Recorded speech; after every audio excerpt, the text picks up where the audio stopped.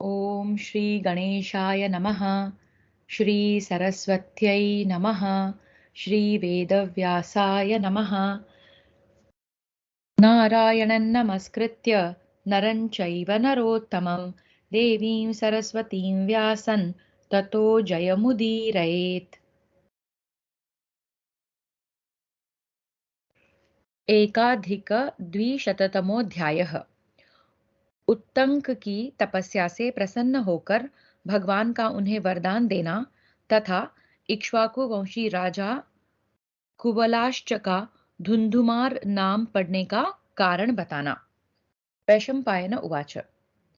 वैशंपायन जी कहते हैं, भरत श्रेष्ठ महाराज जन्मेजय, महाभाग मार्कंडेय मुनि के मुख से राजर्षि इंद्रद्युम्न को पुनः स्वर्ग प्राप्ति होने का वृत्तांत तथा दान महात्म्य सुनकर राजा युधिष्ठिर ने पाप रहित दीर्घायु तथा तपोवृद्ध महात्मा मार्कंडेय से इस प्रकार पूछा। धर्मज्ञ मुने, आप देवता दानव तथा राक्षसों को भी अच्छी तरह जानते हैं। आपको नाना प्रकार के राजवंशों तथा ऋषियों की सनातन वंश परंपरा का भी ज्ञान है। द्विजश्रेष्ठ, इस लोक में कोई ऐसी वस्तु नहीं जो आपसे अज्ञात हो। मुने, आप मनुष्य, नाग, राक्षस, देवता, गंधर्व, यक्ष, किन्नर तथा अप्सराओं की भी दिव्य कथाएं जानते हैं।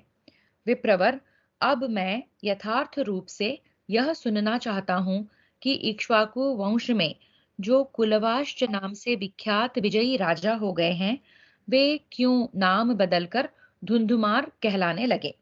वो पूछ रहे हैं, इक्ष्वाकु वंश में एक राजा थे जिनका असली नाम कुलवाश्च था, पर फिर उनका नाम बदलकर धुंधुमार कर दिया गया, तो क्यों। भृगुश्रेष्ठ, बुद्धिमान राजा कुवलाश्व कुवलाश्व नाम है। बुद्धिमान राजा कुवलाश्व के इस नाम परिवर्तन का यथार्थ कारण मैं जानना चाहता हूँ। वैशंपायन उवाच। वैशंपायन जी ने कहा, भारत, धर्मराज युधिष्ठिर के ऐसा कहने पर महामुनि मार्कंडेय ने धुंधुमार की कथा प्रारंभ की। मार्कंडेय उवाच। मार्कंडेय जी बोले, राजा युधिष्ठिर, सुनो। धुंधुमार का आख्यान धर्ममय है। अब इसका वर्णन करता हूं, ध्यान देकर सुनो। महाराज, इक्ष्वाकु वंशी राजा कुवलाश्व जिस प्रकार धुंधुमार नाम से विख्यात हुए, वह सब श्रवण करो। भरत नंदन, कुरुकुल रत्न महर्षि उत्तंक का नाम बहुत प्रसिद्ध है। तात मरु के रमणीय प्रदेश में उनका आश्रम है। महाराज, प्रभावशाली उत्तंक ने भगवान विष्णु की आराधना की इच्छा से बहुत वर्षों तक अत्यंत दुष्कर तपस्या की थी। फिर से देखते हैं। प्रभावशाली उत्तंक ने भगवान विष्णु की आराधना की इच्छा से बहुत वर्षों तक अत्यंत दुष्कर तपस्या की थी।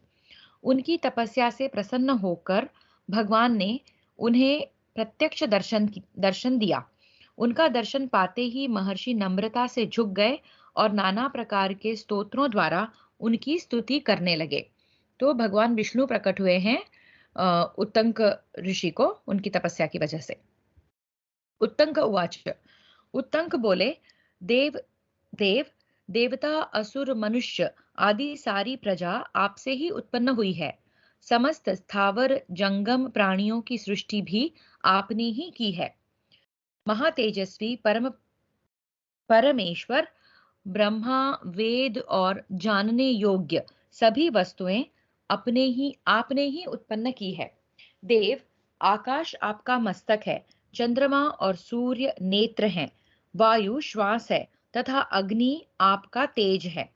अच्युत, संपूर्ण दिशाएं आपकी भुजाएं और महासागर आपका कुक्षी स्थान है। देव मधुसूदन, पर्वत आपके उरु और अंतरिक्ष लोक आपकी नाभि है।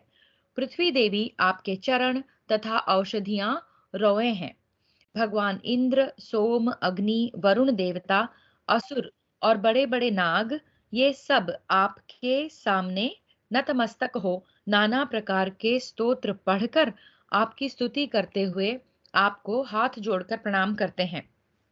भुवनेश्वर, आपने संपूर्ण भूतों को व्याप्त कर रखा है।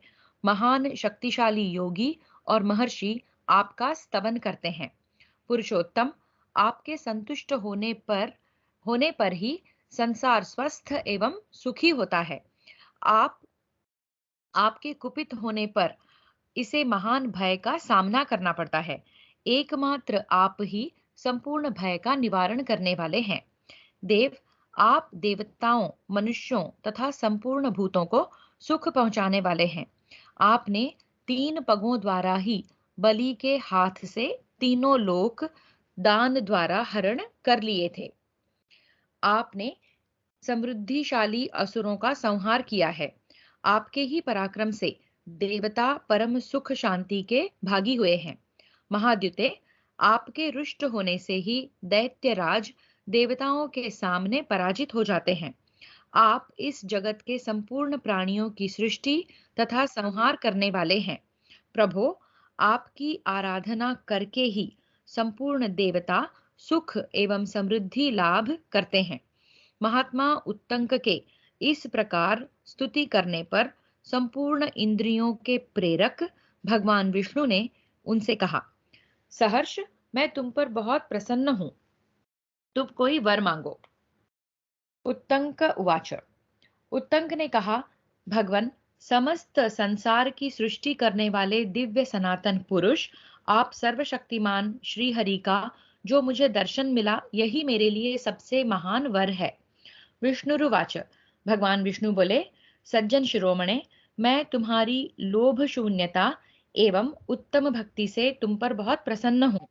ब्रह्मन, तुम्हें मुझसे कोई वर अवश्य लेना चाहिए। मार्कंडेय उवाच।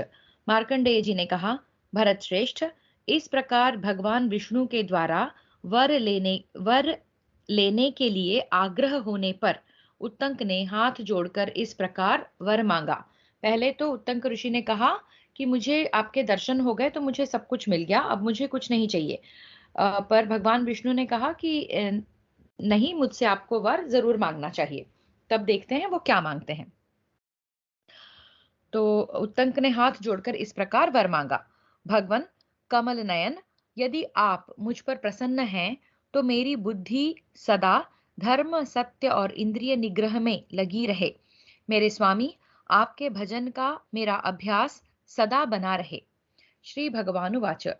श्री भगवान बोले, ब्रह्मन, मेरी कृपा से यह सब कुछ तुम्हें प्राप्त हो जाएगा। इसके सिवा तुम्हारे हृदय में उस योग विद्या का प्रकाश होगा जिससे युक्त होकर तुम देवताओं तथा तीनों लोकों का महान कार्य सिद्ध कर सकोगे। विप्रवर, धुंधु नाम से प्रसिद्ध एक महान असुर है जो तीनों लोकों का संहार करने के लिए घोर तपस्या कर रहा है। जो वीर उस महान असुर का वध करेगा, उसका परिचय देता हूं, सुनो। तात, इक्ष्वाकु कुल में बृहदश्व नाम से प्रसिद्ध एक महापराक्रमी और किसी से पराजित न होने वाले राजा उत्पन्न होंगे। उनका पवित्र एवं जितेंद्रिय पुत्र कुवलाश्व के नाम से प्रसिद्ध होगा। ब्रह्मर्षि, तुम्हारे आदेश से वे नृपश्रेष्ठ कुवलाश्व ही मेरे योग बल का आश्रय लेकर धुंधु राक्षस का वध करेंगे और लोक में धुंधुमार नाम से विख्यात होंगे। उत्तंक से ऐसा कहकर भगवान विष्णु अंतर्धान हो गए। तो उत्तंक ऋषि ने तो केवल यही मांगा कि भगवान की भक्ति सदैव उनके मन में बनी रहे। पर विष्णु भगवान ने उसके साथ साथ उनको एक और वरदान दिया कि आपको एक ऐसा योग बल प्रदान होगा जिससे आप वो शिक्षा किसी और को दे सकोगे। और वो किसको देंगे?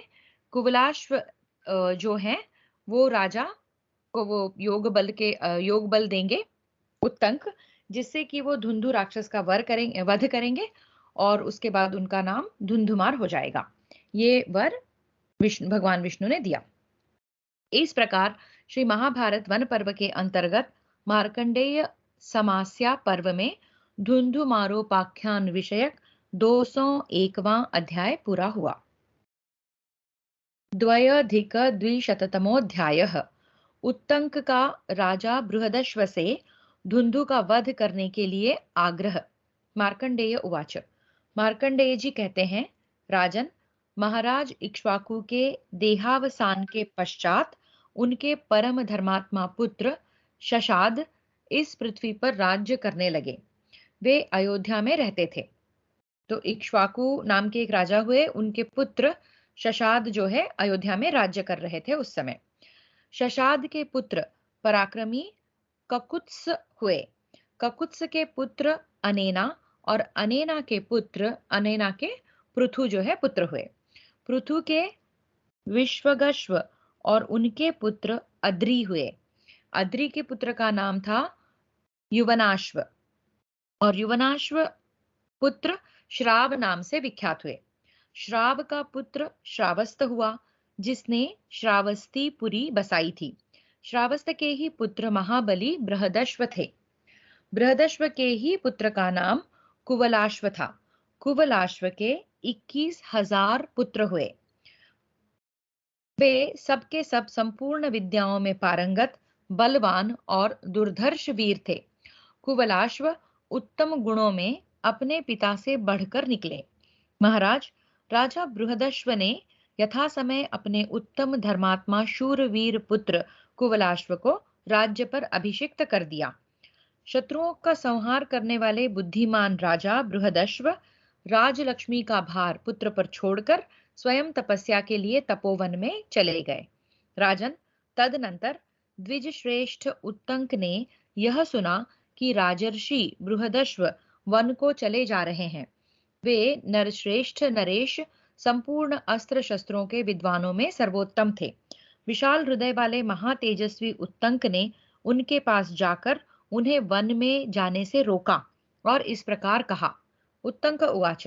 उत्तंक बोले, महाराज, प्रजा की रक्षा करना आपका कर्तव्य है, अतः पहले वही आपको करना चाहिए, जिससे आपके कृपा प्रसाद से हम लोग निर्भय हो जाएंगे। राजन, आप जैसे महात्मा राजा से सुरक्षित होकर ही यह पृथ्वी सर्वथा भयशून्य हो जाएगी, अतः आप वन में न जाइए, क्योंकि आपके लिए यहाँ रहकर प्रजाओं का पालन करने में जो महान धर्म देखा जाता है, वैसा वन में रहकर तपस्या करने में नहीं दिखाई देता। अतः आपकी ऐसी समझ नहीं होनी चाहिए। राजेंद्र, पूर्व काल के राजर्षियों ने जिस धर्म का पालन किया है, वह प्रजाजनों के पालन में ही सुलभ है। ऐसा धर्म और किसी कार्य में नहीं दिखाई देता। राजा के लिए प्रजाजनों का पालन करना ही धर्म है, अतः आपको प्रजा वर्ग की रक्षा ही करनी चाहिए। भूपाल, मैं शांति पूर्वक तपस्या नहीं कर पा रहा हूँ। मेरे आश्रम के समीप समस्त मरु प्रदेश में एक बालू से पूर्ण अर्थात बालुकामय समुद्र है। उसका नाम है उज्जालक। तो ये जो ऋषि उत्तंक है, ये तपस्या नहीं कर पा रहे हैं शांति पूर्वक। क्यों? क्योंकि उनके आश्रम के पास एक मरु प्रदेश में एक बालू से पूर्ण यानी रेत से भरा हुआ एक बालुकामय समुद्र है। उसका नाम है उज्जालक। उसकी लंबाई चौड़ाई कई योजन की है। वहां महान बल और पराक्रम से संपन्न एक भयंकर दानव राज रहता है, जो मधु और कैटभ का पुत्र है। वह क्रूर स्वभाव वाला राक्षस धुंधु नाम से प्रसिद्ध है।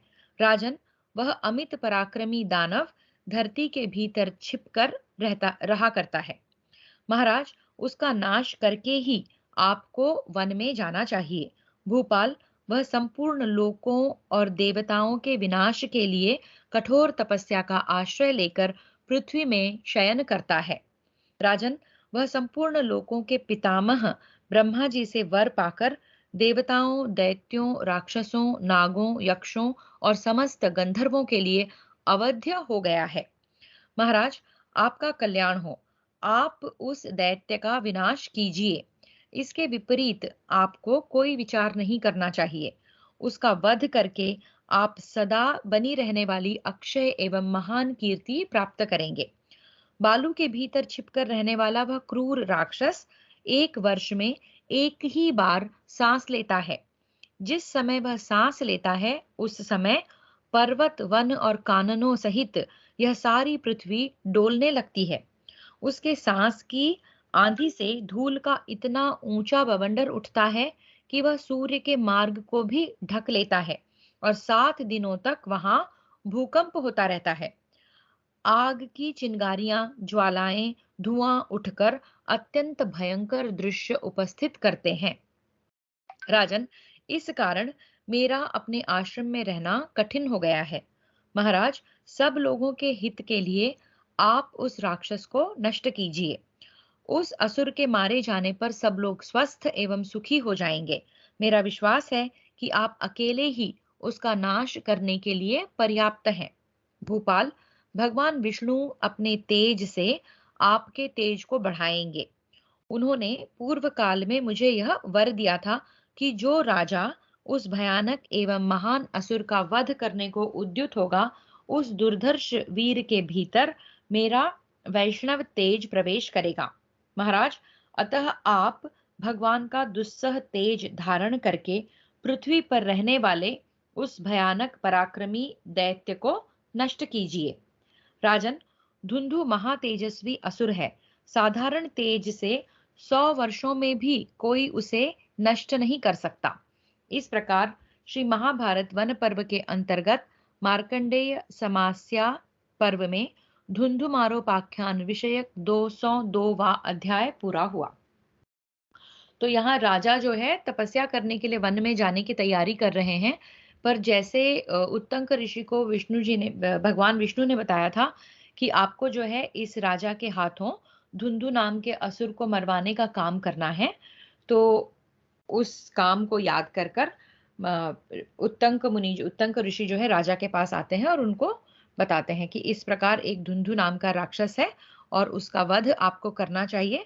प्रजा की रक्षा आपका पहला कर्तव्य है, उसके बिना आपको वन नहीं जाना चाहिए। आगे देखते हैं। त्रयोधिक द्विशततमोऽध्यायः। ब्रह्मा जी की उत्पत्ति और भगवान विष्णु के द्वारा मधु कैटभ का वध। और ये मधु कैटभ कौन है? धुंधु के पिता। धुंधु जो है इनका पुत्र है, ऐसा बताया था। मार्कंडेय उवाच। मार्कंडेय जी कहते हैं, कौरव श्रेष्ठ, उत्तंक के इस प्रकार आग्रह करने पर अपराजित वीर राजर्षि बृहदश्व ने उनसे हाथ जोड़कर कहा, ब्राह्मण, आपका यह आगमन निष्फल नहीं होगा। भगवन, मेरा यह पुत्र कुवलाश्व भूमंडल में अनुपम वीर है। यह धैर्यवान और फुर्तीला है। परिघ जैसी मोटी भुजाओं वाले अपने समस्त शूरवीर पुत्रों के साथ जाकर यह आपका सारा अभीष्ट कार्य सिद्ध करेगा, इसमें संशय नहीं है। ब्राह्मण, आप मुझे छोड़ दीजिए, मैंने अब अस्त्र शस्त्रों को त्याग दिया है। तब अमित तेजस्वी उत्तंक मुनि ने तथास्तु कहकर राजा को वन में जाने की आज्ञा दे दी। तत्पश्चात राजर्षि बृहदश्व ने महात्मा उत्तंक को अपना वह पुत्र सौंप दिया और धुंधु का वध करने की आज्ञा दे उत्तम तपोवन की ओर प्रस्थान किया। युधिष्ठिर उवाच। युधिष्ठिर ने पूछा, तपोधन, भगवन, यह पराक्रमी दैत्य कौन था? किसका पुत्र और नाती था? मैं यह सब जानना चाहता हूँ। तपस्या के धनी मुनीश्वर, ऐसा महाबली दैत्य तो मैंने कभी नहीं सुना था। अतः भगवन, मैं इसके विषय में यथार्थ बातें जानना चाहता हूँ। महामते, आप यह सारी कथा विस्तार पूर्वक बताइए। मार्कंडेय उवाच। मार्कंडेय जी कहते हैं, राजन, तुम बड़े बुद्धिमान हो। यह सारा वृत्तांत मैं यथार्थ रूप से विस्तार पूर्वक कह रहा हूँ, ध्यान देकर सुनो। भरत श्रेष्ठ, बात उस समय की है जब संपूर्ण चराचर जगत एकार्णव के जल में डूबकर नष्ट हो चुका था। समस्त प्राणी काल के गाल में चले गए थे। उस समय वे भगवान विष्णु एकार्णव के जल में अमित तेजस्वी शेषनाग के विशाल शरीर की शैया पर योग निद्रा का आश्रय लेकर शयन करते थे। उन्हीं भगवान को सिद्ध मुनिगण सबकी उत्पत्ति का कारण, लोक सृष्टा, सर्वव्यापी, सनातन, अविनाशी तथा सर्वलोक महेश्वर कहते हैं। महाभाग, अपनी महिमा से कभी च्युत न होने वाले लोककर्ता भगवान श्री हरि नाग के विशाल फण के द्वारा धारण की हुई इस पृथ्वी का सहारा लेकर शेष नाग पर सो रहे थे। उस समय उन दिव्य स्वरूप नारायण की नाभि से एक दिव्य कमल प्रकट हुआ, जो सूर्य के समान प्रकाशित हो रहा था। उसी में संपूर्ण लोकों के गुरु साक्षात पितामह ब्रह्मा जी प्रकट हुए, जो सूर्य के समान तेजस्वी थे। वे चारों वेदों के विद्वान हैं। जरायुज आदि चतुर्विध जीव उन्हीं के स्वरूप हैं। उनके चार मुख हैं। उनके बल और पराक्रम महान हैं। वे अपने प्रभाव से दुर्धर्ष हैं। ब्रह्मा जी के प्रकट होने के कुछ काल बाद मधु और कैटभ नामक दो पराक्रमी दानवों ने सर्व सामर्थ्यवान भगवान श्री हरि को देखा। वे शेषनाग के शरीर की दिव्य शैया पर शयन किए हुए थे। उनका तेज महान है। वे जिस शैया पर शयन करते हैं, उसकी लंबाई चौड़ाई कई योजनों की है। भगवान के मस्तक पर किरीट और कंठ में कौस्तुभ मणि की शोभा हो रही थी। उन्होंने रेशमी पीतांबर धारण कर रखा था। राजन, वे अपनी कांति और तेज से उदीप्त हो रहे थे। शरीर से वे सहस्त्रों सूर्यों के समान प्रकाशित होते थे। उनकी झांकी अद्भुत और अनुपम थी। ये ब्रह्मा जी का वर्णन चल रहा है। मधु और कैटभ जो राक्षस हैं वो उनको देख रहे हैं। भगवान को देखकर मधु और कैटभ दोनों को बड़ा आश्चर्य हुआ। तत्पश्चात उनकी दृष्टि कमल में बैठे हुए कमल नयन पितामह ब्रह्मा जी पर पड़ी। पहले वो विष्णु जी का वर्णन कर रहे हैं और अभी ब्रह्मा जी को देख रहे हैं। उन्हें देखकर वे दोनों दैत्य उन अमित तेजस्वी ब्रह्मा जी को डराने लगे। उन दोनों के द्वारा बार बार डराए जाने पर महायशस्वी ब्रह्मा जी ने उस कमल की नाल को हिलाया, जिससे भगवान गोविंद जाग उठे। जागने पर उन्होंने उन दोनों महापराक्रमी दानवों को देखा। उन महाबली दानवों को देखकर भगवान विष्णु ने कहा, तुम दोनों बड़े बलवान हो, तुम्हारा स्वागत है। मैं तुम दोनों को उत्तम वर दे रहा हूं, क्योंकि तुम्हें देखकर मुझे प्रसन्नता होती है। महाराज, वे दोनों महाबली दानव बड़े अभिमानी थे। उन्होंने हंसकर इंद्रियों के स्वामी भगवान मधुसूदन से एक साथ कहा, सुर सुरश्रेष्ठ, हम दोनों तुम्हें वर देते हैं। देव, तुम ही हम लोगों से वर मांगो। हम दोनों तुम्हें तुम्हारी इच्छा के अनुसार वर देंगे। तुम बिना सोचे विचारे जो चाहो मांग लो। तो भगवान विष्णु ने मधु और कैटभ को देखा और उन्होंने कहा कि तुम्हें देखकर मुझे मुझे अति प्रसन्नता हो रही है, वर मांगो। तो वो उल्टा हंसकर उनको कहते हैं कि हम ही तुमको वर देते हैं, तुम हमसे वर मांगो जो चाहिए। तो अब ऐसा हो रहा है कि मधु और कैटभ भगवान को वर देने वाले हैं। तो देखते हैं भगवान क्या कहते हैं। श्री भगवान उवाच। श्री भगवान बोले, वीरों, मैं तुमसे अवश्य वर लूंगा। मुझे तुमसे वर प्राप्त करना अभीष्ट है, क्योंकि तुम दोनों बड़े पराक्रमी हो। तुम्हारे जैसा दूसरा कोई पुरुष नहीं है। सत्य पराक्रमी वीरों, तुम दोनों मेरे हाथ से मारे जाओ। मैं संपूर्ण जगत के हित के लिए तुमसे यही मनोरथ प्राप्त करना चाहता हूँ। मधु कैटभा वूचतुः। मधु और कैटब ने कहा, पुरुषोत्तम, हम लोगों ने पहले कभी स्वच्छंद मर्यादा रहित बर्ताव में भी झूठ नहीं कहा है, फिर और समय में तो हम झूठ बोल ही कैसे सकते हैं। आप हम दोनों को सत्य और धर्म से अनुरक्त मानिए। मतलब अब उन्होंने भगवान को वचन दिया था कि आप वर मांगो, और भगवान ने क्या वर मांगा कि मुझे ये वर चाहिए कि मेरी मृत्यु कि तुम्हारी मृत्यु, तुम दोनों की मृत्यु मेरे ही हाथों हो। तो अब वो अपने वचन से पीछे नहीं जा सकते। तो वो कह रहे हैं कि हमने जो कहा है, तो हम दोनों सत्य और धर्म के अनुरक्त ही है, ऐसा आप मानिए। बल, रूप, शौर्य और मनोनिग्रह में हमारी समता करने वाला कोई नहीं है। धर्म, तपस्या, दान, शील, सत्व तथा इंद्रिय संयम में भी हमारी कहीं तुलना नहीं है। किंतु केशव, हम लोगों पर यह महान संकट आ पहुंचा है। अब आप भी अपनी कही हुई बात पूर्ण कीजिए। काल का उल्लंघन करना बहुत ही कठिन है। देव, सुरश्रेष्ठ, विभो, हम दोनों आपके द्वारा एक ही सुविधा चाहते हैं। वह यह है कि आप इस खुले आकाश में ही हमारा वध कीजिए। सुंदर नेत्रों वाले देवेश्वर, हम दोनों आपके पुत्र हों। हमने आपसे यही वर मांगा है। आप इसे अच्छी तरह समझ लें। सुरश्रेष्ठ देव, हमने जो प्रतिज्ञा की है वह असत्य नहीं होनी चाहिए। तो वो इसी खुले आकाश में आप हमको मारो और हमें आपका ही पुत्र बनना है। ये चीजें उन्होंने भगवान से मांगी है। श्री भगवानुवाच, श्री भगवान बोले, बहुत अच्छा, मैं ऐसा ही करूंगा। यह सब कुछ तुम्हारी इच्छा के अनुसार होगा।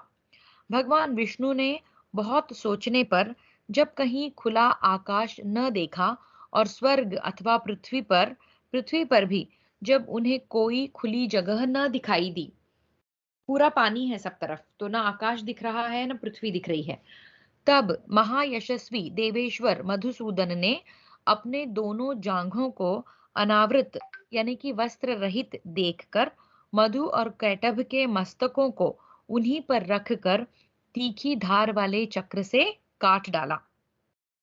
इस प्रकार श्री महाभारत वन पर्व के अंतर्गत मार्कंडेय सामास्या पर्व में धुंधुमारोपाख्यान विषयक 203वां अध्याय पूरा हुआ।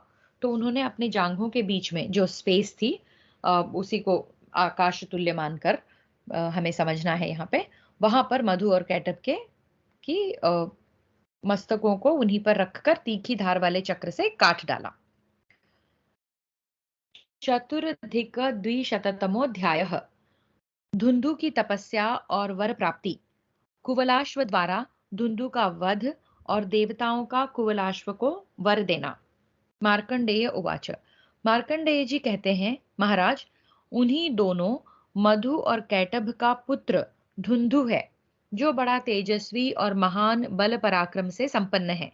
उसने बड़ी भारी तपस्या की। वह दीर्घ काल तक एक पैर से खड़ा रहा। उसका शरीर इतना दुर्बल हो गया कि नस नाड़ियों का जाल दिखाई देने लगा। ब्रह्मा जी ने उसकी तपस्या से संतुष्ट होकर उसे वर दिया। धुंधु ने भगवान ब्रह्मा से इस प्रकार वर मांगा, भगवान, मैं देवता, दानव, यक्ष, सर्प, गंधर्व और राक्षस किसी के हाथ से न मारा जाऊं। मैंने आपसे यही वर मांगा है। किस किस के हाथ से नहीं मारा जा सकूं? देवता, दानव, यक्ष, सर्प, गंधर्व और राक्षस किसी के भी हाथ से न मारा जाऊं। मैंने आपसे यही वर मांगा है। तब ब्रह्मा जी ने उससे कहा, ऐसा ही होगा, जाओ। उनके ऐसा कहने पर धुंधु ने मस्तक झुकाकर उनके चरणों का स्पर्श किया और वहां से चला गया।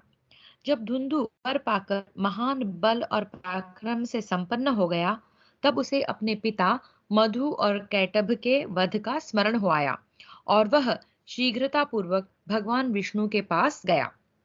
धुंधु अमर्ष में भरा हुआ था। उसने गंधर्व सहित संपूर्ण देवताओं को जीतकर भगवान विष्णु तथा अन्य देवताओं को बार बार महान कष्ट देना प्रारंभ किया। भरतश्रेष्ठ, वह दुष्टात्मा बालुका में प्रसिद्ध उच्चालक समुद्र में आकर रहने रहने और उस देश के निवासियों को सताने लगा।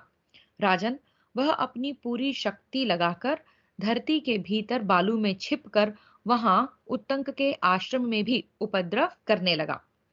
मधु और कैटभ का वह भयंकर पराक्रमी पुत्र धुंधु तपोबल का आश्रय ले संपूर्ण लोकों का विनाश करने के लिए वहां मरु प्रदेश में शयन करता था। उत्तंक के आश्रम के पास सांस ले लेकर वह आग की चिंगारियां फैलाता था। भरतश्रेष्ठ, इसी समय राजा कुवलाश्व ने अपनी सेना, सवारी तथा पुत्रों के साथ प्रस्थान किया। उनके साथ विप्रवर उत्तंक भी थे। शत्रुमर्दन महाराज कुवलाश्व अपने 21,000 बलवान पुत्रों को साथ लेकर सेना सहित चले थे। तदनंतर उत्तंक के अनुरोध से संपूर्ण जगत का हित करने के लिए सर्वसमर्थ भगवान विष्णु ने अपने तेजोमय स्वरूप से कुवलाश्व में प्रवेश किया। तो भगवान विष्णु ही राजा कुवलाश्व के भीतर उन्होंने प्रवेश किया। उत्तंक ऋषि और जो इनके 21,000 बलवान पुत्र थे वो, राजा कुवलाश्व और उनकी बाकी सेना, सब कहाँ जा रहे हैं? धुंधु राक्षस का वध करने के लिए। उन दुर्धर्ष वीर कुवलाश्व के यात्रा करने पर देवलोक में अत्यंत हर्षपूर्ण कोलाहल होने लगा। देवता कहने लगे, ये श्रीमान नरेश अवध्य हैं। आज धुंधु को मारकर ये धुंधुमार नाम धारण करेंगे। देवता लोग चारों ओर से उन पर दिव्य फूलों की वर्षा करने लगे। देवताओं की दुंदुभियां स्वयं बिना किसी प्रेरणा के बज उठीं। उन बुद्धिमान राजा कुवलाश्व के यात्रा काल में शीतल वायु चलने लगी। देवराज इंद्र धरती की धूल शांत करने के लिए वर्षा करने लगे। युधिष्ठिर, जहां महान असुर धुंधु रहता था, वहीं आकाश में देवताओं के विमान आदि दिखाई देने लगे। कुवलाश्व और धुंधु का युद्ध देखने के लिए उत्सुक हो देवताओं और गंधर्वों के साथ महर्षि भी आकर डट गए और वहां की सारी बातों पर दृष्टिपात करने लगे। कुरुनंदन, उस समय भगवान नारायण के तेज से परिपुष्ट हो राजा कुवलाश्व अपने उन पुत्रों के साथ वहां जा पहुंचे और शीघ्र ही चारों ओर से उस बालुकामय समुद्र को खुदवाने लगे। कुवलाश्व के पुत्रों ने 7 दिनों तक खुदाई करने के बाद उस बालुकामय समुद्र में छिपे हुए महाबली धुंधु को देखा। बालू के भीतर छिपा हुआ उसका शरीर विशाल एवं भयंकर था। भरत श्रेष्ठ, वह अपने तेज से सूर्य के समान उद्दीप्त हो रहा था। महाराज, तदनंतर धुंधु पश्चिम दिशा को घेर कर सो गया। नृपश्रेष्ठ, उसकी कांति प्रलयकालीन अग्नि के समान जान पड़ती थी। उस समय राजा कुवलाश्व के पुत्रों ने सब ओर से घेर कर उस पर आक्रमण किया। तीखे बाण, गदा, मुसल, पट्टिश, परिघ, प्रास और चमचमाते हुए तेज धार वाले खड्ग, इन सब के द्वारा चोट खाकर महाबली धुंधु क्रोधित हो गया और उनके चलाए हुए नाना प्रकार के अस्त्र शस्त्रों को वह क्रोधी असुर खा गया।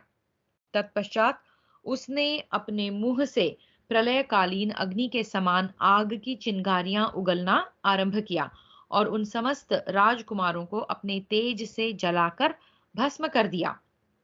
नृपश्रेष्ठ, जैसे पूर्व काल में भगवान कपिल ने कुपित होकर राजा सगर के सभी पुत्रों को क्षण भर में दग्ध कर दिया था, उसी प्रकार क्रोध में भरे हुए धुंधु ने, मानो वह संपूर्ण लोकों को नष्ट कर देना चाहता हो, अपने मुख से आग प्रकट करके कुवलाश्व के पुत्रों को जला दिया। यह एक अद्भुत सी घटना घटित हुई। भरत श्रेष्ठ, जब सभी राजकुमार धुंधु की क्रोधाग्नि से दग्ध हो गए, तब महातेजस्वी राजा कुवलाश्व ने दूसरे कुंभ कुंभकर्ण के समान जगे हुए उस महाकाय दानव पर आक्रमण किया। एक टिप्पणी है, यह मार्कंडेय जी का युधिष्ठिर के प्रति द्वापर के समय कहा हुआ वचन है। इन्होंने त्रेता में हुए कुंभकर्ण की उपमा दी है। ओके, तो कुंभकर्ण जो है त्रेता में यानी द्वापर से पहले हो चुके थे, तो यहाँ वो कुंभकर्ण जैसा है इस तरह केवल उसका उल्लेख किया है। फिर से देखते हैं ये वाक्य। भरत श्रेष्ठ, जब सभी राजकुमार धुंधु की क्रोधाग्नि से दग्ध हो गए, तब महातेजस्वी राजा कुवलाश्व ने दूसरे कुंभकर्ण के समान जगे हुए उस महाकाय दानव पर आक्रमण किया। महाराज, उस समय धुंधु के शरीर से बहुत सा जल प्रवाहित होने लगा, किंतु राजा कुवलाश्व ने योगी होने के कारण योग बल से उस जलमय तेज को पी लिया और जल प्रकट करके धुंधु की मुखाग्नि को बुझा दिया। राजेंद्र, भरत श्रेष्ठ, तत्पश्चात संपूर्ण लोकों के कल्याण के लिए राजर्षि कुवलाश्व ने ब्रह्मास्त्र का प्रयोग करके उस क्रूर पराक्रमी दैत्य धुंधु को दग्ध कर दिया। इस प्रकार ब्रह्मास्त्र द्वारा शत्रुनाशक देववैरी महान असुर धुंधु को दग्ध करके राजा कुवलाश्व दूसरे इंद्र की भांति शोभा पाने लगे। उस समय महामना राजा कुवलाश्व धुंधु को मारने के कारण धुंधुमार नाम से विख्यात हो गए। उनका सामना करने वाला वीर कोई नहीं रह गया था। तदनंतर महर्षियों सहित संपूर्ण देवता प्रसन्न होकर वहां आए और राजा से वर मांगने का अनुरोध करने लगे। राजन, उनकी बात सुनकर कुवलाश्व अत्यंत प्रसन्न हुए और हाथ जोड़कर मस्तक झुकाकर इस प्रकार बोले, देवताओं, मैं श्रेष्ठ ब्राह्मणों को धन दान करूं, शत्रुओं के लिए दुर्जय बना रहूं, भगवान विष्णु के साथ सख्य भाव से मेरा प्रेम हो और किसी भी प्राणी के प्रति मेरे मन में द्रोह न रह जाए। धर्म में मेरा सदा अनुराग हो और अंत में मेरा स्वर्ग लोक में नित्य निवास हो। यह सुनकर देवताओं ने बड़ी प्रसन्नता के साथ राजा कुवलाश्व से कहा, महाराज, ऐसा ही होगा। राजन, तदनंतर ऋषियों, गंधर्वों और बुद्धिमान महर्षि उत्तंक ने भी नाना प्रकार के आशीर्वाद देते हुए राजा से वार्तालाप किया। युधिष्ठिर, इसके बाद देवता और महर्षि अपने अपने स्थान को चले गए। उस युद्ध में राजा कुवलाश्व के 3 ही पुत्र शेष रह गए थे। बाकी सब उस धुंधु राक्षस से मारे गए थे, भस्म कर दिए गए थे। भारत उनके नाम थे दृढ़ाश्व, कपिलाश्व और चंद्राश्व। राजन महाभाग, उन्हीं से अमित तेजस्वी इक्ष्वाकु वंशी महामना नरेशों की वंश परंपरा चालू हुई। सज्जन शिरोमणे, इस प्रकार मधु कैटभ कुमार महादैत्य धुंधु कुवलाश्व के हाथ से मारा गया और राजा कुवलाश्व की धुंधुमार नाम से प्रसिद्धि हुई। तभी से वे नरेश अपने नाम के अनुसार वीरता आदि गुणों से युक्त हो भूमंडल में विख्यात हो गए। युधिष्ठिर, तुमने मुझसे जो पूछा था वह सारा धुंधुमारोपाख्यान मैंने तुमसे कह सुनाया। जिनके पराक्रम से इस उपाख्यान की प्रसिद्धि हुई है, उन नरेश का भी परिचय दे दिया। जो मनुष्य भगवान विष्णु के कीर्तन रूप इस पवित्र उपाख्यान को सुनता है, वह धर्मात्मा और पुत्रवान होता है। जो पर्वों पर इस कथा को सुनता है, वह दीर्घायु तथा ऐश्वर्यशाली होता है। उसे रोग आदि का कुछ भी भय नहीं होता। उसकी सारी चिंताएं दूर हो जाती हैं।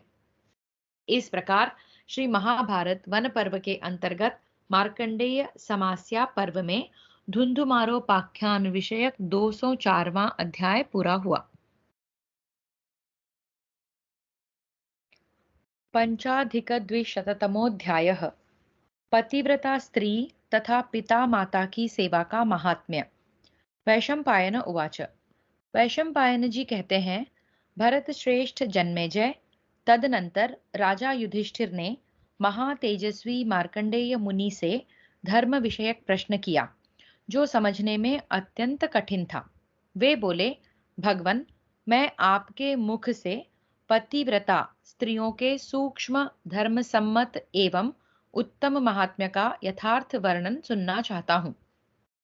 भगवन, श्रेष्ठ ब्रह्मर्षे, इस जगत में सूर्य, चंद्रमा, वायु, पृथ्वी, अग्नि, पिता, माता और गुरु, ये प्रत्यक्ष देवता दिखाई देते हैं। भृगुनंदन, इसके सिवा अन्य जो देवता रूप से स्थापित देव विग्रह विग्रह हैं, वे भी प्रत्यक्ष देवताओं की ही कोटि में हैं। समस्त गुरुजन और पतिव्रता नारियां भी समादर के योग्य हैं। फिर से पढ़ती हूँ ठीक से। समस्त गुरुजन और पतिव्रता नारियां भी समादर के योग्य हैं। पतिव्रता स्त्रियां अपने पति की जैसी सेवा शुश्रूषा करती हैं, वह दूसरे किसी के लिए मुझे अत्यंत कठिन प्रतीत होता है। प्रभो, आप अब हमें पतिव्रता स्त्रियों की महिमा सुनावें। निष्पाप सहर्ष, जो अपनी इंद्रियों को संयम में रखती हुई मन को वश में करके अपने पति का देवता के समान ही चिंतन करती रहती हैं, वे नारियां धन्य हैं। प्रभो भगवन, उनका वह त्याग और सेवा भाव मुझे तो अत्यंत कठिन जान पड़ता है। ब्रह्मन, पुत्रों द्वारा माता पिता की सेवा तथा स्त्रियों द्वारा की हुई पति की सेवा बहुत कठिन है। स्त्रियों के इस कठोर धर्म से बढ़कर और कोई दुष्कर कार्य मुझे नहीं दिखाई देता है। ब्रह्मन, समाज में सदा आदर पाने वाली सदाचारिणी स्त्रियां जो महान कार्य करती हैं, वह अत्यंत कठिन है। जो लोग पिता माता की सेवा करते हैं, उनका कर्म भी बहुत कठिन है। पतिव्रता तथा सत्यवादिनी स्त्रियां अत्यंत कठोर धर्म का पालन करती हैं। स्त्रियां अपने उदर में 10 महीने तक जो गर्भ धारण करती हैं और यथा समय उसको जन्म देती हैं, इससे अद्भुत कार्य और कौन होगा। भगवन, अपने को भारी प्राण संकट में डालकर और अतुल वेदना को सहकर नारियां बड़े कष्ट से संतान उत्पन्न करती हैं। विप्रवर, फिर बड़े स्नेह से उनका पालन भी करती हैं। जो सती साध्वी स्त्रियां क्रूर स्वभाव के पतियों की सेवा में रहकर उनके तिरस्कार का पात्र बनकर भी सदा अपने सती धर्म का पालन करती हैं, वह तो मुझे और भी अत्यंत कठिन प्रतीत होता है। ब्रह्मन, आप मुझे क्षत्रियों के धर्म और आचार का तत्व भी विस्तार पूर्वक बताइए। विप्रवर, जो क्रूर स्वभाव के मनुष्य हैं, उनके लिए महात्माओं का धर्म अत्यंत दुर्लभ है। भगवान भृगु शिरोमणे, आप उत्तम व्रत के पालक और प्रश्न का समाधान करने वाले विद्वानों में श्रेष्ठ हैं। मैंने जो प्रश्न आपके सम्मुख उपस्थित किया है, उसी का उत्तर मैं आपसे सुनना चाहता हूँ। मार्कंडेय उवाच। मार्कंडेय जी बोले, भरत श्रेष्ठ, तुम्हारे इस प्रश्न का विवेचन करना यद्यपि बहुत कठिन है, तो भी मैं अब इसका यथावत समाधान करूंगा। तुम मेरे मुख से सुनो। कुछ लोग माताओं को गौरव की दृष्टि से बड़ी मानते हैं, दूसरे लोग पिता को महत्व देते हैं, परंतु माता जो अपनी संतान को पाल पोस कर बड़ा बनाती है, वह उसका कठिन कार्य है। माता पिता तपस्या, देव पूजा, वंदना, तितिक्षा तथा अन्य श्रेष्ठ उपायों द्वारा भी पुत्रों को प्राप्त करना चाहते हैं। वीर, इस प्रकार बड़ी कठिनाई से परम दुर्लभ पुत्र को पाकर लोग सदा इस चिंता में डूबे रहते हैं कि न जाने यह किसी तरह का होगा। फिर से, वीर, इस प्रकार बड़ी कठिनाई से परम दुर्लभ पुत्र को पाकर लोग सदा इस चिंता में डूबे रहते हैं कि ना जाने यह किस तरह का होगा। मतलब संतान बड़ी होके कैसी होगी, इसकी चिंता लगी रहती है लोगों को। भारत, पिता और माता अपने पुत्रों के लिए यश, कीर्ति और ऐश्वर्य, संतान तथा धर्म की शुभ कामना करते हैं। राजेंद्र, जो उन दोनों की आशा को सफल करता है, वही पुत्र धर्मज्ञ है। जिसके माता पिता उससे सदा संतुष्ट रहते हैं, उसे इहलोक और परलोक में भी अक्षय कीर्ति और शाश्वत धर्म की प्राप्ति होती है। नारी के लिए किसी यज्ञ कर्म, श्राद्ध और उपवास की आवश्यकता नहीं है। वह जो पति की सेवा करती है, उसी के द्वारा स्वर्ग लोक पर विजय प्राप्त कर लेती है। राजा युधिष्ठिर, इसी प्रकरण में पतिव्रताओं के नियत धर्म का वर्णन किया जाएगा। तुम सावधान होकर सुनो। इस प्रकार महाभारत वन पर्व के अंतर्गत मार्कंडेय समास्या पर्व में पतिव्रतोपाख्यान विषयक 205वां अध्याय पूरा हुआ। आगे देखते हैं पतिव्रता नारी के गुणों का, और आएगा शायद। षडधिक द्विशततमोऽध्यायः। कौशिक ब्राह्मण और पतिव्रता के उपाख्यान के अंतर्गत ब्राह्मणों के धर्म का वर्णन। मार्कंडेय उवाच।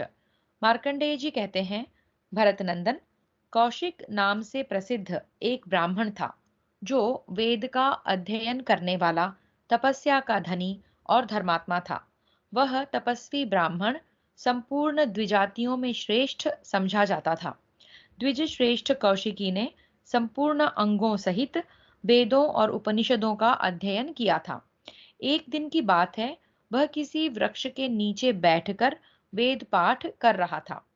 उस समय उस वृक्ष के ऊपर एक बगुली छिपी छिपी बैठी थी।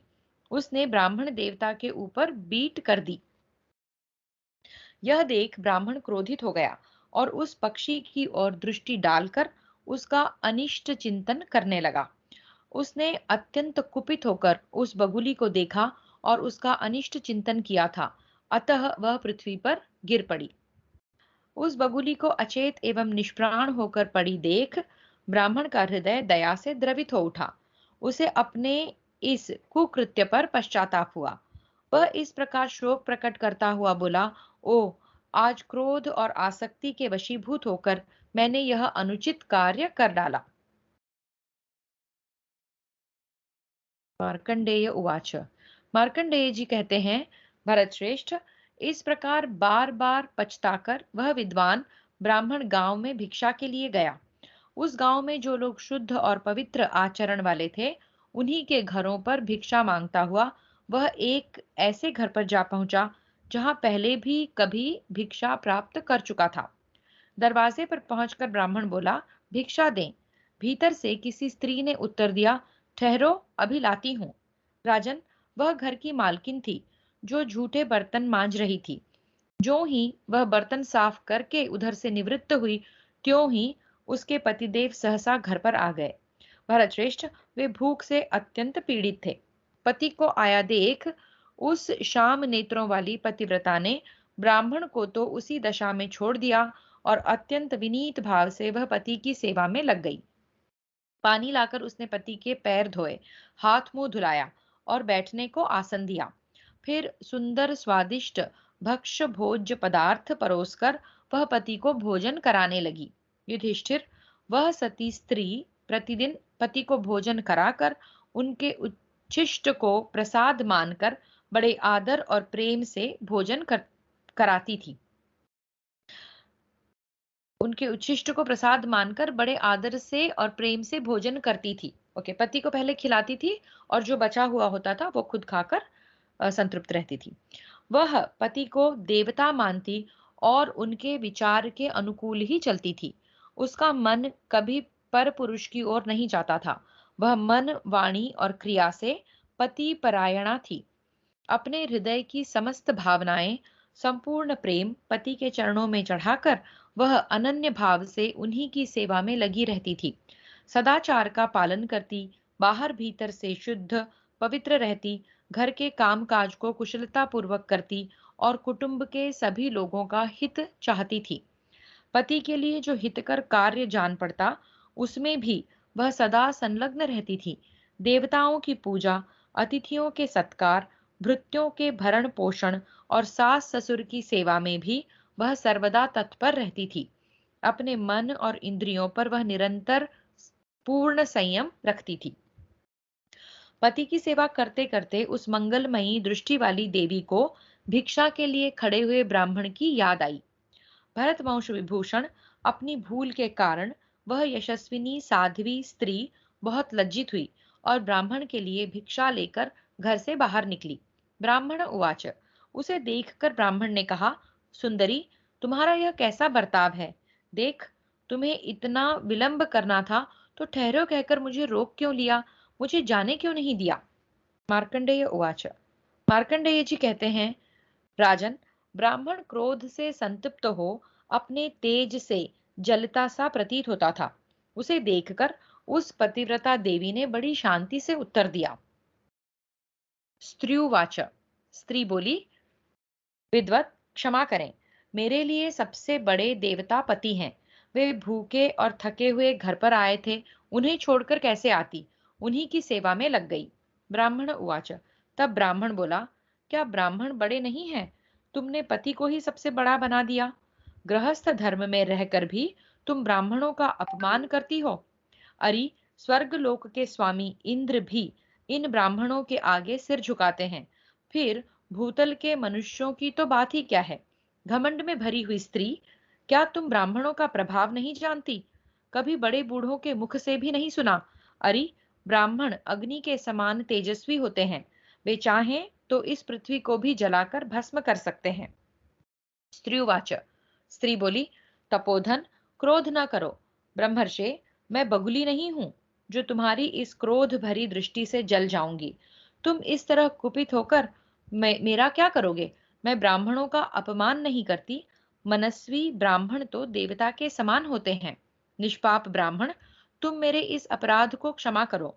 मैं बुद्धिमान ब्राह्मणों के तेज और महत्व को जानती हूँ।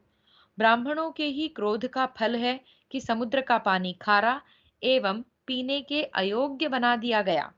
इसी प्रकार जिनकी तपस्या बहुत बढ़ी चढ़ी थी, जिनका अंतःकरण परम पवित्र हो चुका था, ऐसे मुनियों ने भी जो क्रोध की आग प्रज्वलित की थी, वह आज भी दंडकारण्य में बुझ नहीं पा रही है।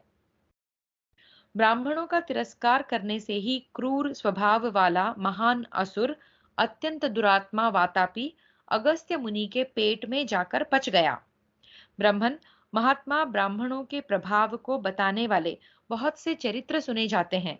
उन महात्माओं का क्रोध और कृपा दोनों ही महान होते हैं। निष्पाप ब्राह्मण, मेरे द्वारा जो तुम्हारा अपराध बन गया है, उसे क्षमा करो। विप्रवर, मुझे तो पति की सेवा से जो धर्म प्राप्त होता है, वही अधिक पसंद है। संपूर्ण देवताओं में भी पति ही मेरे सबसे बड़े देवता हैं। द्विजश्रेष्ठ, मैं साधारण रूप से ही पति सेवा पति सेवा रूप धर्म का पालन करती हूँ। ब्राह्मण देवता, इस पति सेवा का जैसा फल है उसे प्रत्यक्ष देख लो।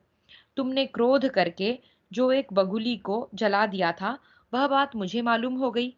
द्विजश्रेष्ठ, मनुष्यों का एक बहुत बड़ा शत्रु है, वह उनके शरीर में ही रहता है। उसका नाम है क्रोध।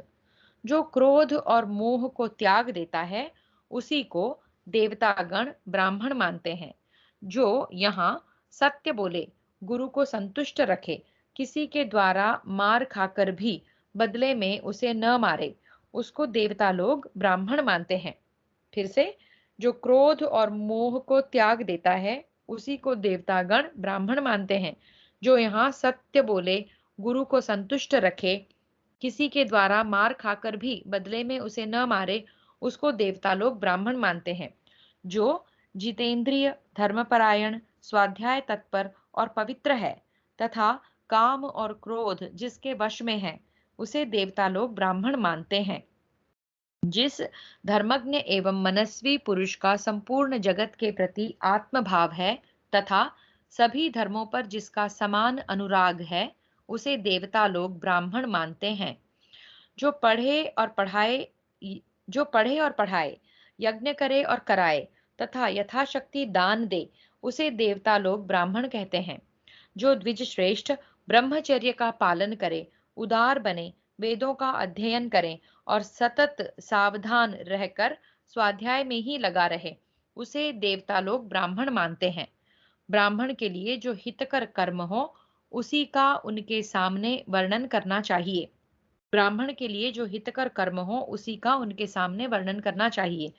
सत्य बोलने वाले लोगों का मन कभी असत्य में नहीं लगता। द्विज श्रेष्ठ, स्वाध्याय, मनोनिग्रह, सरलता और इंद्रिय निग्रह, ये ब्राह्मण के लिए सनातन धर्म कहे गए हैं। धर्मज्ञ पुरुष सत्य और सरलता को सर्वोत्तम धर्म बताते हैं। सनातन धर्म के स्वरूप को जानना तो अत्यंत कठिन है, परंतु वह सत्य में प्रतिष्ठित है। जो वेदों के द्वारा प्रमाणित हो, वही धर्म है। यह वृद्ध पुरुषों का उपदेश है।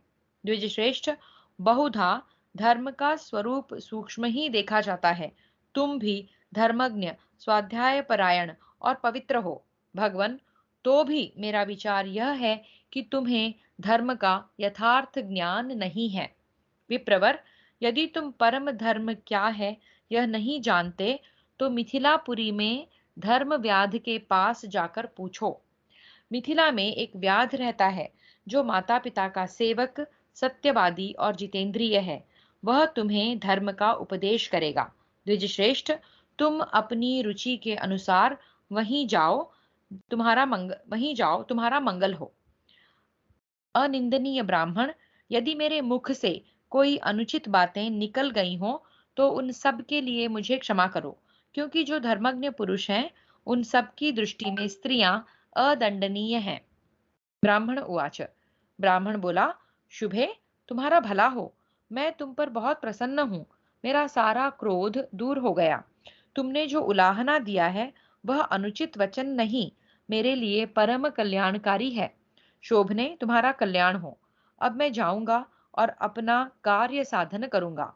कल्याणी, तुम धन्य हो, जिसका सदाचार इतनी उच्च कोटि का है। मार्कंडेय उवाच। मार्कंडेय जी कहते हैं, युधिष्ठिर, उस साध्वी स्त्री से विदा लेकर वह द्विजश्रेष्ठ कौशिक अपने आत्मा की निंदा करता हुआ अपने घर को लौट गया। इस प्रकार श्री महाभारत वन पर्व के अंतर्गत मार्कंडेय समास्या पर्व में पतिव्रतोपाख्यान विषयक 206वां अध्याय पूरा हुआ। तो यहाँ पर ये इस पतिव्रता स्त्री ने ऋषि कौशिक को अयोध्या में जाकर धर्म की शिक्षा लेने के लिए कहा है। देखते हैं आगे क्या होता है। सप्ताधिकद्विशततमोऽध्यायः। कौशिक का धर्म व्याध के पास जाना। धर्म व्याध के द्वारा पतिव्रता से प्रेषित जान लेने पर कौशिक को आश्चर्य होना। धर्म व्याध के द्वारा पतिव्रता से प्रेषित जान लेने पर कौशिक को आश्चर्य होना, धर्म व्याध के द्वारा वर्ण धर्म का वर्णन, जनक राज्य की प्रशंसा और शिष्टाचार का वर्णन। मार्कंडेय उवाच।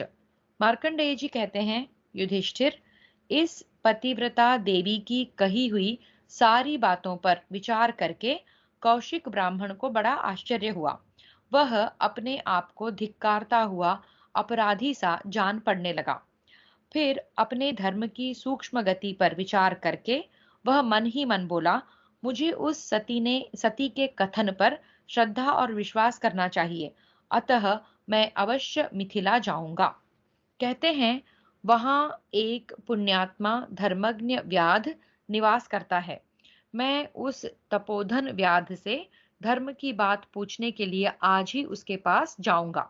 तो मिथिला जो जनक राजा का देश है, वहां जा रहा है व्याध को देखने के लिए, व्याध से धर्म के बारे में जानने के लिए।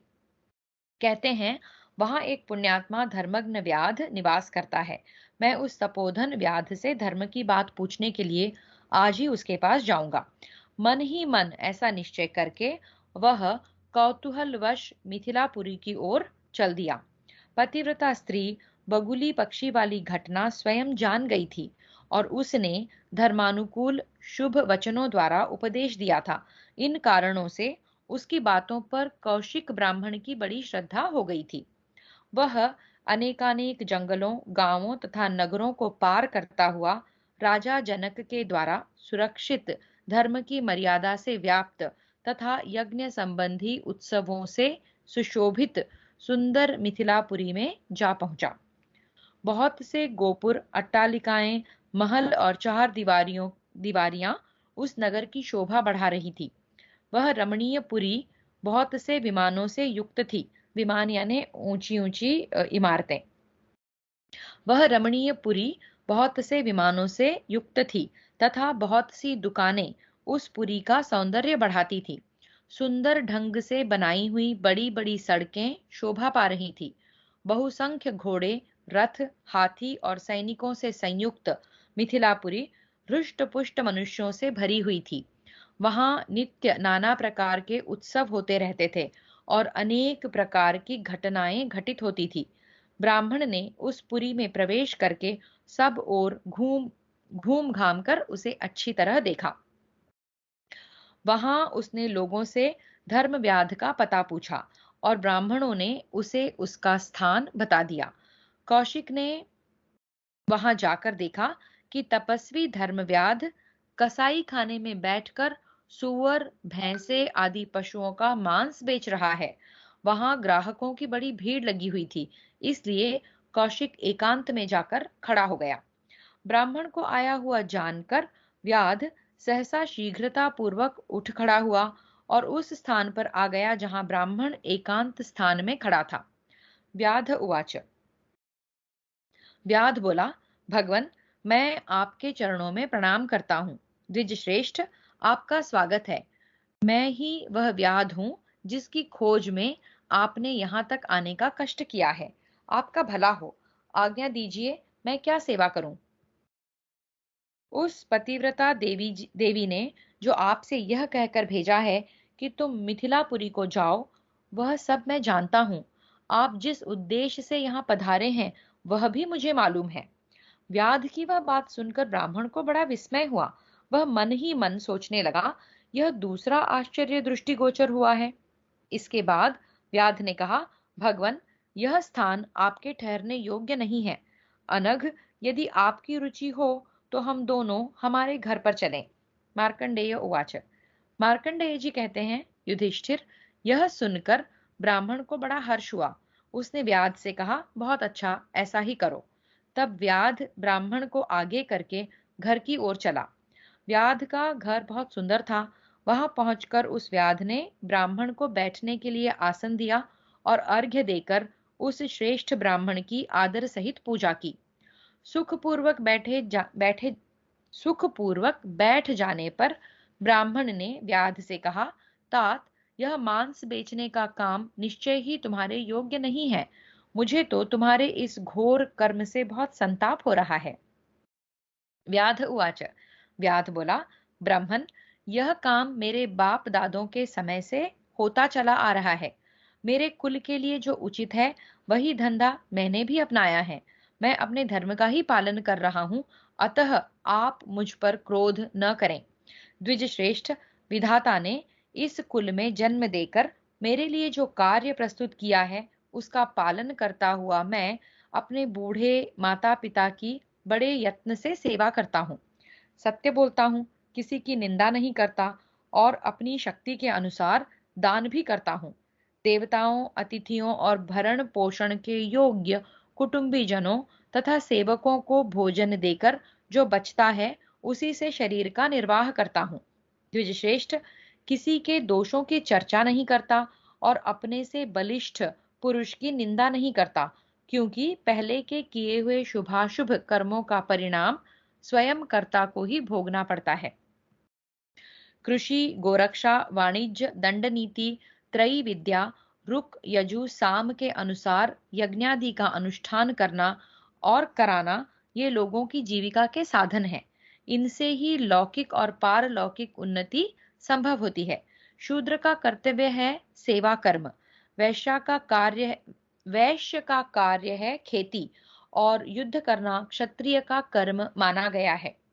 ब्रह्मचर्य, तपस्या, मंत्र जप, वेदाध्ययन तथा सत्य भाषण ये सदा ब्राह्मण के पालन करने योग्य धर्म हैं।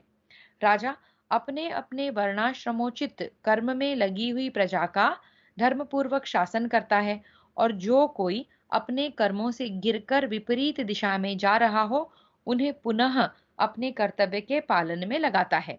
इसलिए राजाओं से सदा डरते रहना चाहिए, क्योंकि वे प्रजा के स्वामी हैं।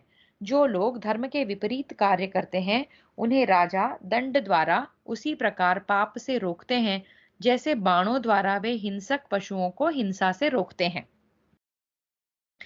ब्रह्मर्षि, यह राजा जनक का नगर है। यहाँ कोई भी ऐसा नहीं है जो वर्ण धर्म के विरुद्ध आचरण करे। द्विजश्रेष्ठ, यहाँ चारों वर्णों के लोग अपना अपना कर्म करते हैं। ये राजा जनक दुराचारी को अपना पुत्र ही क्यों न हो दंडनीय मानकर दंड देते हैं तथा किसी भी धर्मात्मा को कष्ट नहीं पहुंचने देते हैं। विप्रवर, राजा जनक ने सब ओर गुप्तचर लगा रखे हैं, अतः उनके द्वारा वे धर्मानुसार सब पर दृष्टि रखते हैं। संपत्ति का उपार्जन, राज्य की रक्षा तथा अपराधियों को दंड देना ये क्षत्रियों के कर्तव्य हैं। राजा लोग अपने धर्म का पालन करते हुए ही प्रचुर संपत्ति पाने की इच्छा रखते हैं और राजा सभी वर्णों का रक्षक होता है। ब्राह्मण, मैं स्वयं किसी जीव की हिंसा नहीं करता, सदा दूसरों के मारे हुए सुअर और भैंसों का मांस बेचता हूँ। मैं स्वयं मांस कभी नहीं खाता। ऋतुकाल प्राप्त होने पर ही पत्नी समागम करता हूँ। द्विज प्रवर, मैं दिन में सदा ही उपवास और रात में भोजन करता हूँ। शील से रहित पुरुष भी कभी शीलवान हो जाता है। प्राणियों की हिंसा में अनुरक्त मनुष्य भी फिर धर्मात्मा हो जाता है। राजाओं के व्यभिचार दोष से धर्म अत्यंत संकीर्ण हो जाता है और अधर्म बढ़ जाता है। इसमें प्रजा में वर्ण संकरता आ जाती है। इस दशा में भयंकर आकृति वाले, बौने, कुबड़े, मोटे मस्तक वाले, नपुंसक, अंधे, बहरे और अधिक ऊंचे नेत्रों वाले मनुष्य उत्पन्न होते हैं। राजाओं के अधर्म परायण होने से प्रजा की सदा अवनति होती है। हमारे ये राजा जनक समस्त प्रजा को धर्मपूर्ण दृष्टि से ही देखते हैं। नरश्रेष्ठ, राजा जनक सदा स्वधर्म में तत्पर रहने वाली संपूर्ण प्रजा पर अनुग्रह रखते हुए उसका पिता की भांति सदा पालन करते हैं। जो लोग मेरी प्रशंसा करते हैं और जो निंदा करते हैं उन सब को अपने सद्व्यवहार से संतुष्ट रखता हूँ। जो राजा जो राजा अपने धर्म का पालन करते हुए जीवन निर्वाह करते हैं, धर्म में ही संयुक्त रहते हैं, किसी दूसरे की कोई वस्तु अपने उपयोग में नहीं लाते तथा सदा अपनी इंद्रियों पर संयम रखते हैं, वे ही उन्नतिशील होते हैं।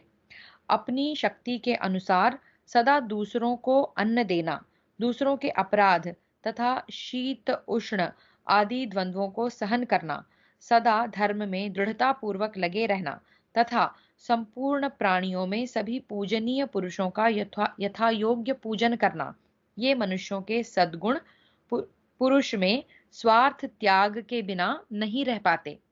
झूठ बोलना छोड़ दे, बिना कहे ही दूसरों का प्रिय करे, काम क्रोध तथा द्वेष से भी कभी धर्म का परित्याग न करें। प्रिय वस्तु की प्राप्ति होने पर हर्ष से फूल न उठे, अपने मन के विपरीत कोई बात हो जाए तो दुख न माने, चिंतित न हो, अर्थ संकट आ जाए तो भी मोह के वशीभूत हो घबराए नहीं, किसी भी अवस्था में अपना धर्म न छोड़ें। यदि भूल से कभी कोई निंदित कर्म बन जाए तो फिर दोबारा वैसा काम न करें। अपने मन और बुद्धि से विचार करने पर जो कल्याणकारी प्रतीत हो उसी कार्य में अपने को लगावें। यदि कोई अपने साथ बुरा बर्ताव करे तो स्वयं भी बदले में उसके साथ बुराई ना करें, सबके साथ सदा सद्व्यवहार ही करें। जो पापी दूसरों का अहित करना चाहता है वह स्वयं ही नष्ट हो जाता है। यह दूसरों का अहित करना तो दुराचार की भांति दुर्व्यसनों में आसक्त हुए पापी पुरुषों का ही कार्य है। धर्म कोई चीज नहीं है ऐसा मानकर जो शुद्ध आचार विचार वाले श्रेष्ठ पुरुषों की हंसी उड़ाते हैं, वे धर्म पर अश्रद्धा रखने वाले मनुष्य निश्चय ही नष्ट हो जाते हैं। पापी मनुष्य लुहार की बड़ी धौंकनी के समान सदा ऊपर से फूले दिखाई देते हैं, परंतु वास्तव में सारहीन होते हैं। द्विजश्रेष्ठ, उत्तम पुरुष सर्वत्र विनयशील ही होता है। अहंकारी मूढ़ मनुष्यों की सोची हुई प्रत्येक बात निस्सार होती है। जैसे सूर्य दिन के रूप को प्रकट करता है, उसी प्रकार मूर्खों की अंतरात्मा ही उनके यथार्थ स्वरूप का दर्शन करा देती है। मूर्ख मनुष्य केवल अपनी प्रशंसा के बल से जगत में प्रतिष्ठा नहीं पाता है। विद्वान पुरुष कांतिहीन हो तो भी संसार में उसकी ख्याति बढ़ जाती है। किसी दूसरे की निंदा न करें, अपनी मान प्रतिष्ठा की प्रशंसा न करें। कोई भी गुणवान पुरुष पर निंदा और आत्म प्रशंसा का त्याग किए बिना इस भूमंडल में सम्मानित हुआ हो, यह नहीं देखा जाता है। जो मनुष्य पाप कर्म बन जाने पर सच्चे हृदय से पश्चाताप करता है, वह उस पाप से छूट जाता है तथा फिर कभी ऐसा कर्म नहीं करूंगा ऐसा दृढ़ निश्चय कर लेने पर वह भविष्य में होने वाले दूसरे पाप से भी बच जाता है। विप्रवर, शास्त्र विहित जप तप यज्ञ दान आदि किसी भी कर्म का निष्काम भाव से आचरण करने पर पाप से छुटकारा मिल सकता है। ब्राह्मण धर्म के विषय में ऐसी श्रुति देखी जाती है। पहले का धर्मशील पुरुष भी यदि अनजाने में यहाँ कोई पाप कर बैठे तो वह पीछे निष्काम पुण्य कर्म द्वारा उस पाप को नष्ट कर देता है। राजन, मनुष्यों का धर्म ही यहाँ प्रमादवश किए हुए उनके पापों को दूर कर देता है। जो मनुष्य पाप करके भी यह मानता है कि मैं पापी नहीं हूं, वह भूल करता है, क्योंकि देवता उसे और उसके पाप को देखते हैं तथा उसी के भीतर बैठा हुआ परमात्मा भी देखता ही है। श्रद्धालु मनुष्य दूसरों के दोष देखना छोड़कर सदा सबके हित की ही इच्छा करें। जो पापी अपने दोषों की ओर से आंखें बंद करके सदा दूसरे श्रेष्ठ पुरुषों के दोषों को ही कपड़े के छेदों की भांति अधिकाधिक प्रकट करता और बढ़ाता है, वह मृत्यु के पश्चात नष्ट हो जाता है। परलोक में उसे कोई सुख नहीं मिलता। यदि मनुष्य पाप करके भी कल्याणकारी कर्म में लग जाता है तो वह महामेघ से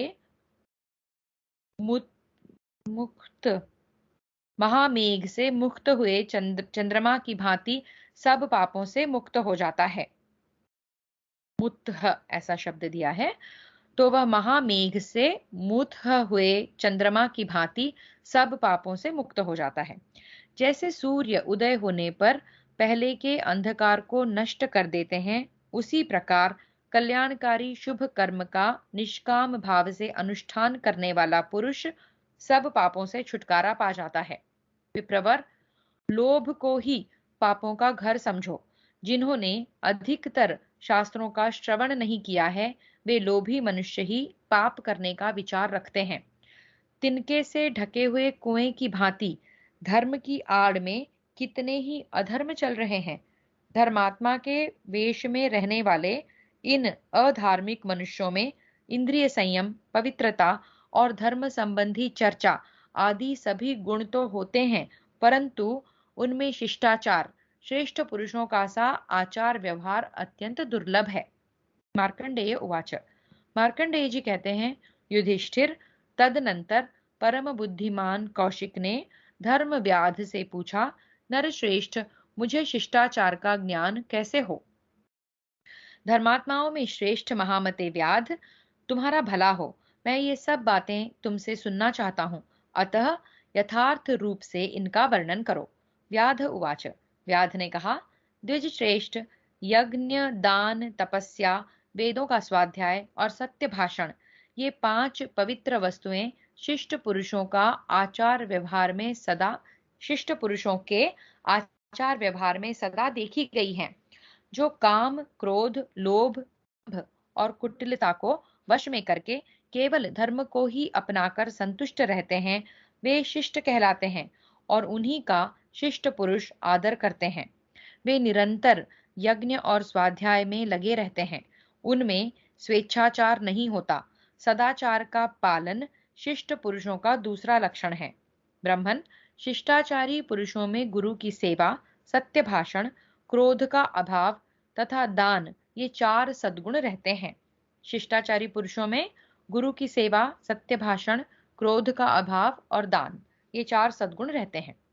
मनुष्य शिष्ट पुरुषों के उपर्युक्त आचार में मन को सब प्रकार से स्थापित करके जिस उत्तम स्थिति को प्राप्त करता है, उसकी उपलब्धि और किसी प्रकार से नहीं हो सकती। वेद का सार है सत्य, सत्य का सार है इंद्रिय संयम, इंद्रिय संयम का सार है त्याग। यह त्याग शिष्ट पुरुषों के आचार में सदा विद्यमान रहता है। जो मनुष्य बुद्धि मोह से युक्त होकर धर्म में दोष देखते हैं, वे स्वयं तो कुमार्गगामी होते ही हैं, उनके पीछे चलने वाला मनुष्य भी कष्ट पाता है। जो शिष्ट हैं, वे सदा ही नियमित जीवन व्यतीत करते हैं, वेदों के स्वाध्याय में तत्पर और त्यागी होते हैं, धर्म के मार्ग पर ही चलते हैं और सत्य धर्म को ही अपना परम आश्रय मानते हैं। शिष्टाचार परायण मनुष्य अपनी उत्तम बुद्धि को भी संयम में रखते हैं, गुरु के सिद्धांत के अनुसार चलते हैं और मर्यादा में स्थित होकर धर्म और अर्थ पर दृष्टि रखते हैं। इसलिए तुम नास्तिक, धर्म की मर्यादा भंग करने वाले, क्रूर तथा पापपूर्ण विचार रखने वाले पुरुषों का साथ छोड़ दो और ज्ञान का आश्रय लेकर धर्मात्मा पुरुषों की सेवा में रहो। यह शरीर एक नदी है, 5 इंद्रियां इसमें जल हैं, काम और लोभ रूपी मगर इसके भीतर भरे पड़े हैं। जन्म और मृत्यु के दुर्गम प्रदेश में यह नदी बह रही है। तुम धैर्य की नाव पर बैठो और उसके दुर्गम स्थानों, जन्म आदि क्लेशों को पार कर जाओ। जैसे कोई भी रंग सफेद कपड़े पर ही अच्छी तरह खिलता है, उसी प्रकार शिष्टाचार का पालन करने वाले पुरुषों में ही क्रमशः संचित किया हुआ बुद्धि योगमय महान धर्म भली भांति प्रकाशित होता है। अहिंसा और सत्य भाषण, ये समस्त प्राणियों के लिए अत्यंत हितकर हैं। अहिंसा सबसे महान धर्म है, परंतु वह सत्य में ही प्रतिष्ठित है। सत्य के ही आधार पर श्रेष्ठ पुरुषों के सभी कार्य संभव होते हैं। अतः शिष्ट पुरुषों के आचार में गृहीत सत्य ही सबसे अधिक गौरव की वस्तु है। सदाचार ही श्रेष्ठ पुरुषों का धर्म है। सदाचार से ही संतों की पहचान होती है। जिस जीव की जैसी प्रकृति होती है, वह अपनी प्रकृति का अनुसरण करता है। अपने मन को वश में न रखने वाला पापात्मा पुरुष ही काम, क्रोध आदि दोषों को प्राप्त होता है। जो आरंभ न्याय युक्त हो, वही धर्म कहा गया है। इसके विपरीत जो अनाचार है, वह अधर्म है, ऐसा शिष्ट पुरुषों का कथन है। जिनमें क्रोध का अभाव है, जो दूसरों के दोष नहीं देखते, जिनमें अहंकार और ईर्ष्या का अभाव है, जो सरल तथा मनोनिग्रह से संपन्न हैं, वो शिष्टाचारी कहलाते हैं। जो तीनों वेदों के विद्वानों में श्रेष्ठ, पवित्र, सदाचारी, मनस्वी, गुरु सेवक और जितेंद्रिय हैं, वे शिष्टाचारी कहे जाते हैं। जो सत्वगुण से संपन्न हैं, जिनके विचार और कर्म पापियों के लिए कठिन हैं, तथा जो संसार में अपने सत्कर्मों के द्वारा सत्कृत हैं, उनके हिंसा आदि दोष स्वतः नष्ट हो जाते हैं। जिसका श्रेष्ठ पुरुषों ने पालन किया है, जो अनादि, सनातन और नित्य है, उस धर्म को धर्म दृष्टि से ही देखने वाले मनीषी मनीषी पुरुष स्वर्गलोक में जाते हैं। जो आस्तिक, अहंकार शून्य, ब्राह्मणों का समादर करने वाले, विद्वान और सदाचार से संपन्न हैं, वे श्रेष्ठ पुरुष स्वर्ग में निवास करते हैं। जिसका वेदों में वर्णन है, वह धर्म का पहला लक्षण है। धर्मशास्त्रों में जिसका प्रतिपादन किया गया है, वह धर्म का दूसरा लक्षण है। जो वेदों में वर्णन है, वह धर्म का पहला लक्षण है। धर्मशास्त्रों में जिसका प्रतिपादन किया गया है, वह धर्म का दूसरा लक्षण है, और शिष्टाचार धर्म का तीसरा लक्षण है। इस प्रकार शिष्ट पुरुषों ने धर्म के 3 लक्षण स्वीकार किए हैं। सब विद्याओं का अध्ययन, सब तीर्थों में स्नान, क्षमा, सत्य, सरलता और शौच यानी कि पवित्रता, ये श्रेष्ठ पुरुषों के आचरणे को लक्षित करने वाला है। जो समस्त प्राणियों पर दया करते, सदा अहिंसा धर्म के पालन में तत्पर रहते और कभी किसी से कटु वचन नहीं बोलते, ऐसे संत सदा समस्त द्विजों के प्रिय होते हैं।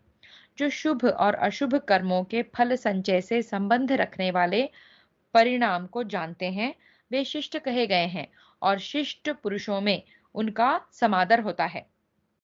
जो न्यायपरायण, सद्गुण संपन्न, सब लोगों का हित चाहने वाले, हिंसा रहित और सन्मार्ग पर चलने वाले हैं, वे श्रेष्ठ पुरुष स्वर्गलोक पर विजय पाते हैं।